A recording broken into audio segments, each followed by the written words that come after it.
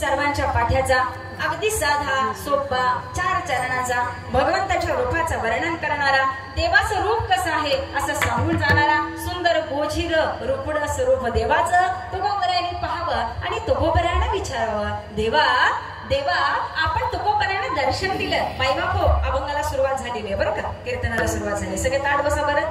वा, चेहरे तर असे सुंदर वाटतायत ना, असं वाटतं जणू आजच महाशिवरात्री.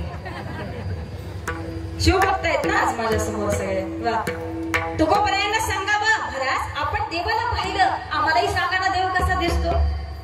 आता जाता जाता सांगून जाते महाराज, देव कसा दिसतो प्रश्न विचारला तुमच्या आमच्यापैकी, परंतु महाराज आम्ही ज्याला प्रश्न विचारला ती व्यक्ती उत्तर देत असेल तर महाराज आधी त्या व्यक्तीनं स्वतः देव पाहिलेला असावा. संगमेश्वर मंदिर कुठे हे मी त्यालाच विचारू शकते ज्याला आधी हे मंदिर पाहिलेलं आहे, ज्याला याच्यातली माहिती आहे. भिंपलास राग कसा गावा ही त्याच व्यक्तीला विचारावं ज्याला राग भिंपलास समजला, ज्याला राग भूक कळाला. त्या व्यक्तीकडून आम्ही मार्गदर्शन घेऊ शकतो.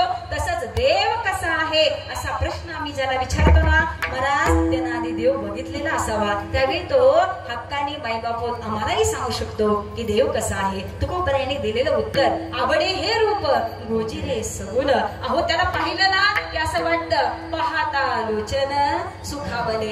इतकं आनंद वाटला, इतकं समाधान वाटलं की आता देवाला विसरणं अशक्य. हे मी सांगत नाही, जगद्गुरु तुकोबराय आजच्या अभंगामध्ये सांगतात. विठ्ठल विठ्ठल